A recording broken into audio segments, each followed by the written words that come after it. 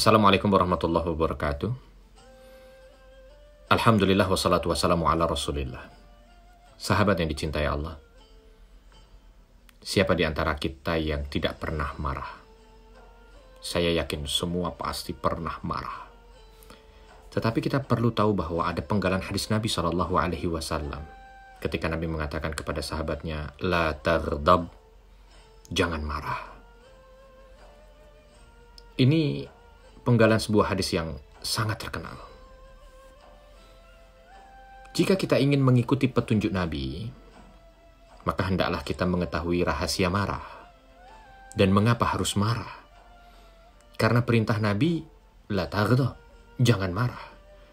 Bahkan ditambahkan dengan kalimat falakal jannah, maka kamu akan mendapatkan syurga. Tetapi sepertinya tidak mungkin kalau kita tidak marah, begitu kan? Yang keluar dari benak kita. Sahabat yang dicintai Allah, marah itu terjadi dengan sangat cepat gitu ya, ringkas. Itu terjadi saat kita kehilangan kendali terhadap perilaku, atau di saat kita kehilangan kendali dalam mengelola hawa nafsu.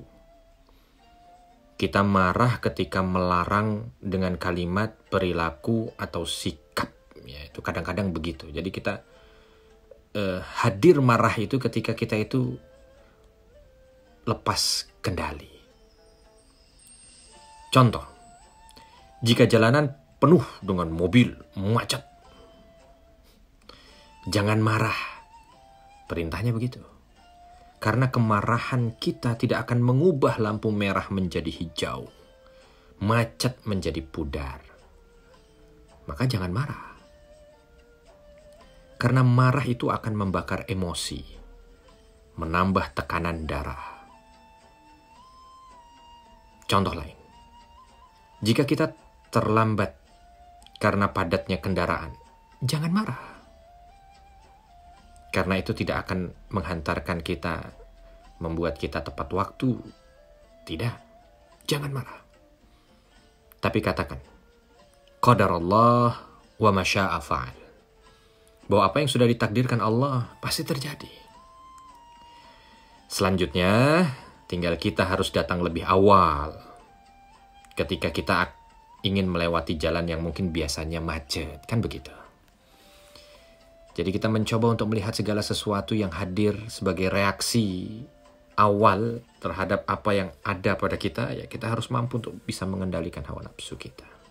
Sehingga tidak marah, tapi kita mampu untuk bisa menyikapinya dengan cerdas.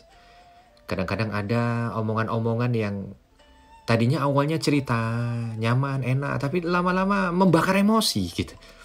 Ingat ya, segala sesuatu yang membakar emosi itu, dan ketika menghadirkan amarah, maka dia pada hakikatnya membakar surga kita. Maka segala sesuatu yang tidak harus dengan marah, ya tidak harus dengan marah. Ya. Contoh lagi, mungkin kalau kita tersinggung karena ada orang yang mengkritik, atau ada yang bicara dengan nada keras dengan kita, ya husnuzon lah. Mungkin dia tidak dapat menemukan cara untuk menasehati kita, kecuali dengan nada yang seperti itu gitu ya. Jadi yang kedua husnuzon. Apapun yang ada itu mencoba untuk kita cari prasangka baiknya ya. Kenapa dia begitu? Oh kenapa kok dia nada tinggi? Ya, karena mungkin nadanya begitu mungkin. Oh kenapa kok matanya begitu? Oh mungkin karena memang gayanya begitu. Oh kenapa kok perilakunya begini? Oh ya mungkin. Karena manusia tidak ada yang sama sahabat. Ya kan? Mungkin cara menyikapi orang dengan cara menyikapi kita berbeda. Sehingga janganlah pandang orang itu dengan cara sikap kita. Tapi mencoba untuk memahami bagaimana gaya yang ada pada dirinya. Sehingga husnuzon itu ya bisa membuat kita sedikit lebih adil dalam menyikapi sesuatu sehingga tidak harus langsung diawali dengan marah. Ada seorang yang mengatakan bahwa apabila sebuah masalah dihadapi dengan kondisi marah, saat itu terhentilah peluang mendapatkan kebenaran karena setiap orang akan mempertahankan pribadinya. Benar juga kalimat ini ya. Lalu mungkin ya, jika kita berdebat dalam sebuah masalah, carilah kebenaran bagaimanapun caranya. Jangan hanya sekedar ingin menang sendiri. Oleh karena itu Imam Syafi'i mengatakan, tidaklah aku berdebat dengan seseorang kecuali aku hanya berharap agar Allah memperlihatkan kepada diriku tentang kebenaran. Masya Allah, kalimat Imam Syafi'i dalam sekali ya.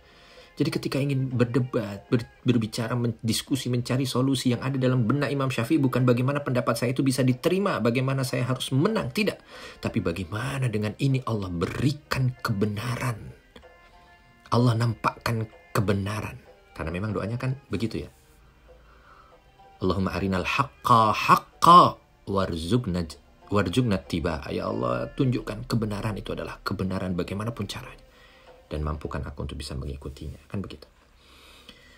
Ada kisah menarik sahabat yang dicintai Allah dari seorang penasehat khalifah. Masya Allah. Penasehat khalifah namanya Maimun bin Mahran. Ini bukan sembarang khalifah juga dia menjadi penasehatnya. Ini menjadi penasehatnya Umar bin Abdul Aziz ya. Masya Allah, khalifah ternama dari dinasti Bani Umayyah kan. Nah ini penasehatnya. Kala itu dia mempunyai budak yang saleh. Budak yang saleh taat kepada Allah. Saat budak tersebut menghidangkan makanan kepada beliau, tiba-tiba kakinya itu kepleset. Sehingga kuah makanan yang ingin dihidangkan itu tumpah ke badan Maimun, sang penasehat khalifah. Ya jelas saja lah, Maimun langsung marah gitu ya. Pada saat akan memukulnya, ini tadi yang disebutkan ya, ini spontanitas gitu ya. Pada saat ingin memukulnya, budak itu tiba-tiba berkata, Tuhan, tahan dulu. Laksanakan perintah Allah. Penasehat sang khalifah yang tentunya juga punya kapasitas ilmu. Lalu ada budak yang taat. Ketika ingin dipukul oleh tuannya, karena kesalahan dirinya kepleset sehingga kuah itu mengenai tubuh tuannya, di saat ingin dipukul, budak ini mengatakan, Tuhan, laksanakan perintah Tuhanmu. Wal kadhiminal ghaidh. Langsung dibacakan ayat dalam surah Ali Imran ayat 134. Mendengar ayat itu, wal kadhiminal ghaidh, dan mereka orang yang menahan amarahnya, Maimun saat itu langsung berkata, baiklah, aku akan tahan amarahku. Lalu budak itu melanjutkan dari ayat ini, wal afina 'anin nas. Maafkanlah orang. Kau sudah tahan amarahmu, tapi aku bersalah, maka maafkan aku, karena perintah Allah begitu. Maka Maimun juga mengatakan, engkau ku maafkan. Lalu budak ini berkata lagi, kerjakan lanjutannya wahai Tuanku. Wallahu yuhibbul muhsinin. Karena ayat itu ditutup dengan kalimat itu, Wallahu yuhibbul muhsinin. Allah menyayangi orang-orang yang berbuat baik. Maka Maimun kala itu langsung mengatakan, aku akan berbuat baik kepadamu, mulai saat ini engkau merdeka karena Allah. Masya Allah ya. Yang harusnya berbuah marah, tapi ternyata berbuah ihsan gitu. Contoh dari seorang penasehat khalifah Maimun bin Mahran. Yang bukan berarti mustahil bagi kita juga untuk bisa melaksanakan seperti apa yang dilaksanakan. Marah berbuah ihsan. Marah berbuah syurga kalau begitu.